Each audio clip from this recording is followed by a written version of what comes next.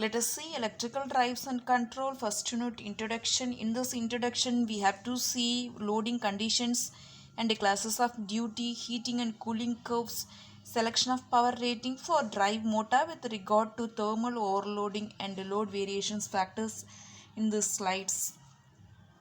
Come, let's go with classes of motor duty. This classes of motor duty contains many number of topics. That topics are continuous duty, short time duty, intermittent periodic duty with starting and braking, continuous duty with intermittent periodic loading, continuous duty with starting and braking, continuous duty with periodic speed changes.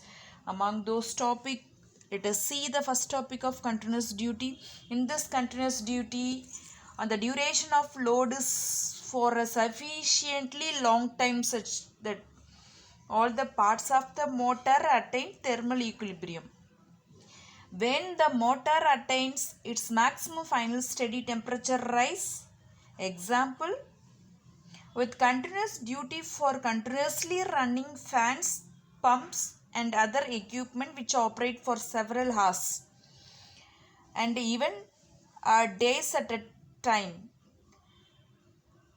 The continuous rating of a motor may be defined as the load that may be carried by the machine for an identified time without the temperature rise of any part exceeding the maximum permissible value.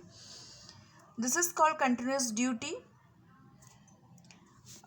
Here I gave one example for this continuous duty. That examples are paper mill drive, compressor conveyors, centrifugal pumps and fans.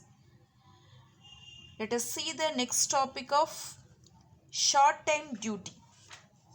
Short time duty in the sense the motor operates at a constant load for some specified time, which is then followed by a period of rest. The period for load is so short that the machine cannot reach its thermal equilibrium. Steady temperature rise while the period for rest is so long that the motor temperature drops to the ambient temperature. I gave one example, crane drive. I gave another one example, railway turntable. Navigation log gates are some example of the drives which operates and short time duty. The standard short time duty ratings are 10 minutes, 30 minutes, 60 minutes, 90 minutes, etc. Here I gave more example for short time duty and graphical representation for that explanation. Next we'll see intermittent periodic duty. This periodic is constant load and rest with machine de-energized. The load period are too short to allow the motor to reach its final steady state value, while periods of rest are also too small to allow the motor cool down to the ambient temperature. The intermittent ratings of a motor applies to an operating condition during which short time load periods alternate with period of rest or no load without the motor reaching the thermal equilibrium and without the maximum temperature rising above the maximum permissible value. In this duty, the current does not significantly affect the temperature rise. The duty factor for this, I gave example, the pressing, cutting, drilling machine drive. This is graphical representation of my explanation. Next, we go through intermittent periodic duty with starting. This type of duty consists of a sequence of identical duty cycle. each consisting of a period of starting, a period of operation at constant load, and a rest period. The operating and rest periods are too short to attain thermal equilibrium during one duty cycle. In this duty, the stopping of the motor is obtained either by natural deceleration after disconnection of the electric supply or by means of braking, such as mechanical brake, which does not cause additional heating of windings. Then another topic is intermittent periodic duty with starting and braking. This type of duty consists sequence of identical duty cycle, each consisting of a period of starting, a period of operation at constant load, a period of braking, and a rest period. The operating and rest periods are too short to obtain thermal equilibrium during one duty cycle. In this duty, braking is rapid and is carried out by electrical means. The duty factor is epsilon. This is graphical representation. I gave the example for this intermittent periodic duty is a drive manipulator drive in code buggy, mine hoist. Next, continuous duty with intermittent periodic loading. This type of duty consists of a sequence of identical duty cycle, each consisting of a period of operation at constant load and period of operation at no load. When the operation and no load periods are too short to attain thermal equilibrium during one cycle. Next, we have to see continuous duty with starting and braking. This is very interesting topic because this duty consists of a sequence of identical duty cycle, each having a period of starting, a period of operation at constant load, and a period of electric braking. Also, there is no rest or de-energized period. The duty factor for this duty cycle is 1. Example, blooming mill. Next, we will go with continuous duty with periodic speed changes. This type of duty consists of a sequence of identical duty cycles, each consisting of a period of operation at constant load, corresponding to a determined speed rotation. If the period of operation at another load corresponding to a different speed of operation, the operating period is too short to attain thermal equilibrium during one duty cycle, there being no rest and de-energized period. Next, we will see the different topic of factors influencing the choice of electrical drives. This factor influencing is very essential for this electrical drive handling subject. It has more number of configuration. That configuration or roles are given below. One is nature of electric supply, nature of the drive, capital and running cost, maintenance requirement, space and weight restriction, environment and locations, nature of load, electrical characteristics of motor, size, rating and duty cycle of motor, mechanical consideration.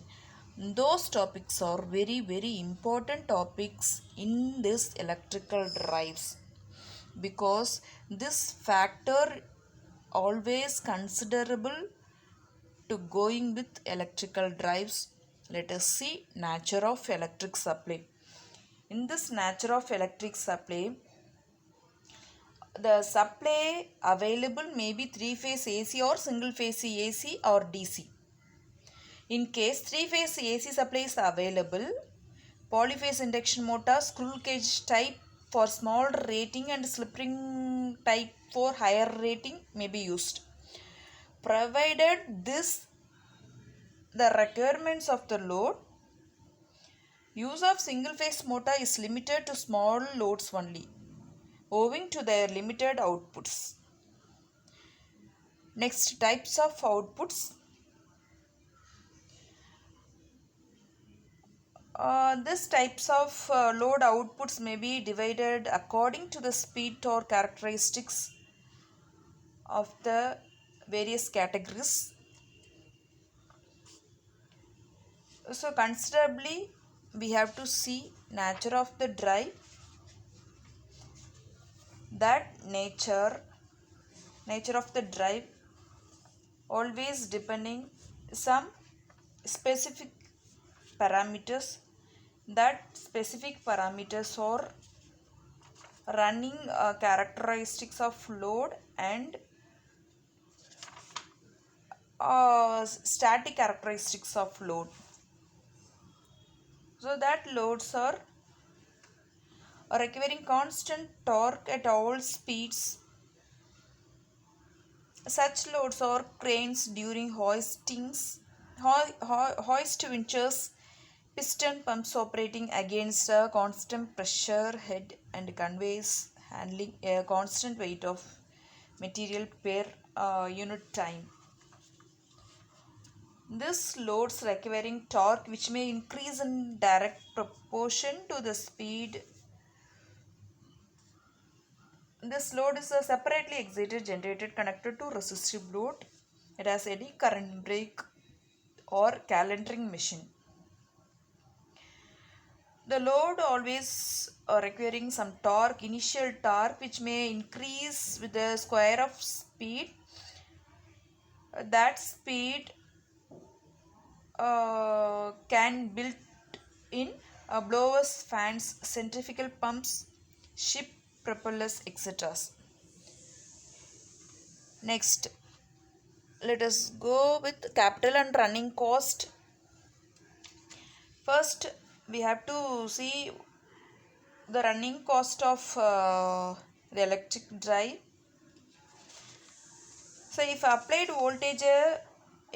voltage is kept constant, the field current will remain constant. Hence, flux will have maximum valve and no load, but will decrease slightly due to armature reaction as the load increases. But for most purpose, the flux is considerable to be constant.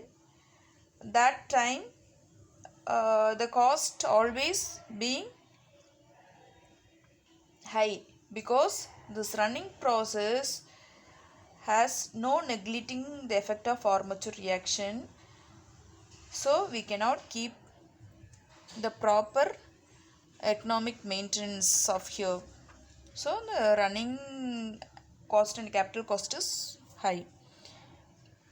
Next, maintenance factor. This maintenance always required because we kept that machine problem may occur across that operation, so we might neglect that losses, so that we go with maintenance requirement. Next, we reasonably consider the maintenance requirement for space and weight restriction. It has a reasonable space and reasonable weight to operate the proper to get the proper output. So we gradually consider the space and weight restriction. Environment and location, always having the good environment, dustless environment for electrical drive purpose. So we had considered that environment without noise, without dusty, clean environment. Next, nature of load. Already I told you we have a lot of loads there. That loads must contain heavy starting torque, the speed, increase speed, and sometime the speed has to be maintained constant. So we must to consider those nature of loads requirements along with the entire electrical drive operation. Next, let us see electrical characteristics of motor. It has running characteristics, speed control and braking characteristics. So we must watch that characteristics. Next we have to see size rating and duty cycle of motor. The motor is going to operate for a short time, or it has to run continuously. Sometime it has short time load, sometimes it has intermittent load. That load always depends the size and ratings of motors. Next, mechanical consideration. Mechanical consideration in the sense we have to consider what kind of load being connected across the machine where to be handled. Depends that position, we have to consider the possibilities of satisfy enclosures and bearings, transmission drive and noise level. So we must consider the mechanical load of circumstances and knowledge background of mechanical load. So we must concentrate that mechanical consideration. Next, I'll go with selection of power rating of motors. In this selection method, it has to be considered for electrical drive operation. It should be maintained throughout the system where we took for that particular specified operation. It contains 4 commonly used method. That methods are average losses, equivalent current method, equivalent torque method, equivalent power method. Okay.